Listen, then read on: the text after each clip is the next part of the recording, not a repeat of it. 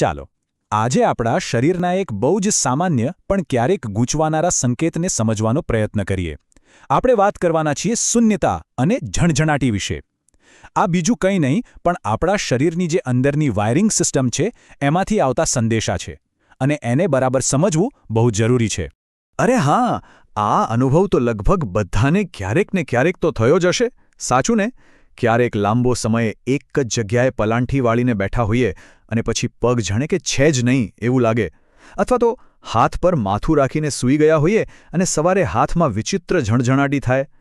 આ બહુ જ સામાન્ય વાત છે, પણ આજે આપણે એ જાણીશું કે આ સામાન્ય અનુભવ ક્યારે ગંભીર બની શકે. તો આજે આપણે શું જાણવાના છીએ? ચાલો એક નજર નાખીએ. પહેલાં તો સમજીશું કે આ સંવેદના ખરેખર છે શું, પછી એની પાછળ કયા કારણો જવાબદાર છે એની વાત કરીશું.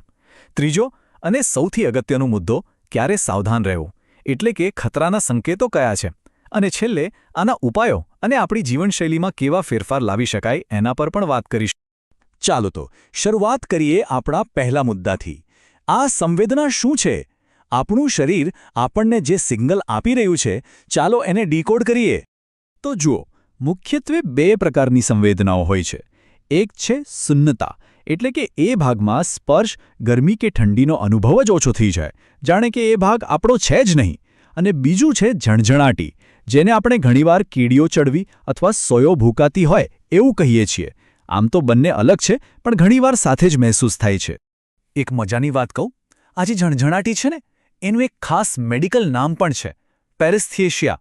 હા, આ એ જ વિચિત્ર સંવેદના માટેનો વૈજ્ઞાનિક શબ્દ છે જે આપણને ઘણીવાર અનુભવાય છે. પણ સવાલ એ છે કે આ બધું થાય છે કેમ? તો સમજો કે આપણું જે ચેતાતંત્ર છે ને, એ આખા શરીરમાં ફેલાયેલું એક વાયરિંગ નેટવર્ક છે. મગજમાંથી સંદેશા શરીરના અંગો સુધી જાય અને અંગોમાંથી પાછા મગજ સુધી આવે. જ્યારે આ વાયરિંગમાં, આ સિગ્નલમાં કોઈ કારણસર અડચણ આવે ત્યારે આપણને શૂન્યતા કે ઝણઝણાટીનો અનુભવ થાય છે. તો હવે બીજા વિભાગ પર આવીએ, પડદા પાછળના કારણો. ચલો હવે જરા ડિટેક્ટિવ બનીએ અને એ કારણો શોધી કાઢીએ જે આ સિગ્નલમાં ગડબડ કરે છે. જુઓ, આના કારણો છે ને, એ સાવ સામાન્ય અને થોડા સમય માટેના પણ હોઈ શકે, જેમ કે કોઈ નસ દબાઈ જવી, અને ક્યારેક એની પાછળ કોઈ ગંભીર સમસ્યા પણ હોઈ શકે, જેમ કે લોહીના પરિભ્રમણમાં તકલીફ, ડાયાબિટીસ કે પછી વિટામિનની ઉણપ. ચાલો આ દરેકને થોડું વિગતવાર સમજીએ. સૌથી સામાન્ય કારણ જે લગભગ બધા સાથે થયું હશે એ છે હંગામી દબાણ.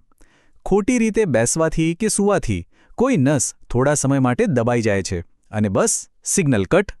જેવું આપણે પોઝિશન બદલીએ અને દબાણ હટે એટલે તરત બધું નોર્મલ થઈ જાય છે. બીજું એક કારણ છે લોહીના પ્રવાહમાં ગડબડ. આપણી નસોને પણ બરાબર કામ કરવા માટે ઓક્સિજનવાળા લોહીની સતત જરૂર પડતી હોય છે.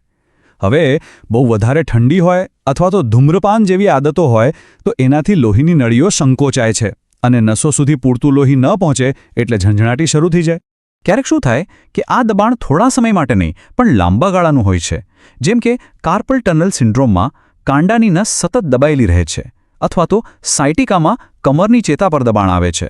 આના કારણે સતત શૂન્યતા અને દુખાવો રહી શકે છે. હવે આવે છે એક મોટું અને ખરેખર ગંભીર કારણ, ડાયાબિટીસ.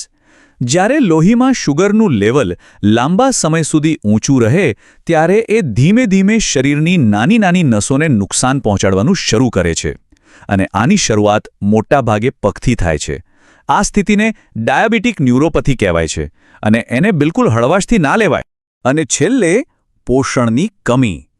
વિચારો કે આપણે નસોની ઉપર એક રક્ષણાત્મક કવર હોય છે. આ કવરને સ્વસ્થ રાખવા માટે વિટામિન B12 અને B6 જેવા પોષક તત્વો બહુ જ જરૂરી છે. જો શરીરમાં આ વિટામિન્સની ઉણપ હોય તો આ કવરને નુકસાન થાય છે અને સિગ્નલમાં ગડબડ થવા લાગે છે. ઓકે, અત્યાર સુધી આપણે કારણો સમજ્યા, પણ હવે જે વિભાગ આવે છે એ સૌથી અગત્યનો છે. ક્યારે સમજવું કે આ ખાલી ઝણઝણાટી નથી પણ ખરેખર એક ખતરાની ઘંટડી છે? ક્યારે આ સામાન્ય લાગતો સંકેત એક ગંભીર ચેતવણી બની જાય છે? તો આ લક્ષણો પર ખાસ ધ્યાન આપજો. જો શૂન્યતા કે ઝણઝણાટી દિવસો સુધી રહે અથવા તો વારંવાર પાછી આવે, જો એની સાથે સ્નાયુઓમાં નબળાઈ લાગે, જો ચાલવામાં બેલેન્સ ના રહે, અથવા તો જો અચાનક શરીરના કોઈ એક જ ભાગમાં આવું થાય, અને ખાસ કરીને જો એની સાથે જોવામાં કે બોલવામાં પણ તકલીફ પડે, તો આ બધા સંકેતો ગંભીર છે અને તરત જ ડૉક્ટરની સલાહ લેવી જરૂરી છે. અને હવે એવા લક્ષણોની વાત જે એકદમ ઇમરજન્સીનો સંકેત છે. જો આમાંથી કંઈ પણ દેખાય તો 1 મિનિટ પણ બગાડ્યા વગર તાત્કાલિક મેડિકલ મદદ લેવાની છે. ઇમરજન્સીનો પહેલો અને સૌથી મોટો સંકેત ચહેરાનો એક ભાગ નમી જવો. જો અચાનક ચહેરો એક બાજુથી લટકી જાય કે શૂન્ય થઈ જાય તો આ સ્ટ્રોકનો સંકેત હોઈ શકે છે. બીજો ઇમરજન્સી સંકેત બોલવામાં લથડામણ થવી. જો અચાનક સ્પષ્ટ રીતે બોલી ના શકાય, શબ્દો ગૂંચવાઈ જાય તો એ પણ એક ગંભીર ચેતવણી છે. અને ત્રીજો ઇમરજન્સી સંકેત હાથ કે પગમાં અચાનક નબળાઈ આવવી કે લકવો થઈ જવો. આ 3 લક્ષણો યાદ રાખજો: ચહેરો નમી જવો, બોલવામાં તકલીફ અને હાથ પગમાં નબળાઈ. આ સ્ટ્રોકના મુખ્ય સંકેતો છે અને સમયસર સારવાર જીવન બચાવી શકે છે. સારું, તો આપણે ખતરાના સંકેતો તો જાણી લીધા, પણ ગભરાવાની જરૂર નથી. ચાલો હવે એ જોઈએ કે આપણે આપણી નસોના સ્વાસ્થ્યને કંટ્રોલમાં રાખવા માટે શું કરી શકીએ છીએ. જો તમે ડૉક્ટર પાસે જાઓ તો એક કારણ શોધવા માટે કેટલાક સ્ટેપ્સ લઈ શકે છે. જેમ કે તમારી જૂની મેડિકલ હિસ્ટ્રી વિશે પૂછપરછ કરશે, ડાયાબિટીસ કે વિટામિનની ઉણપ જાણવા માટે લોહીના રિપોર્ટ કરાવી શકે છે, અને જો જરૂર લાગે તો નસોની કાર્યક્ષમતા માપવા માટે નર્વ સ્ટડીઝ અથવા તો શરીરની અંદરની સ્થિતિ જોવા માટે MRI જેવા સ્કેન પણ કરાવી શકે છે. અને જુઓ, આપણી જીવનશૈલીમાં નાનો ફેરફાર પણ બહુ મોટો ફરક લાવી શકે છે. શું કરવું જોઈએ? તો કે બેસવા ઉઠવાની રીત સુધારો, નિયમિત કસરત કરો અને પોષણથી ભરપૂર ખોરાક લો. અને શું ટાળવું જોઈએ? લાંબો સમય એક જ સ્થિતિમાં બેસવાનું ટાળો, બહુ ચુસ્ત પગરખાં ન પહેરો અને ધૂમ્રપાનથી દૂર રહો. આ સરળ આદતો આપણી નસોને સ્વસ્થ રાખવામાં ઘણી મદદ કરે છે. તો આ આખી વાતનો સાર શું છે?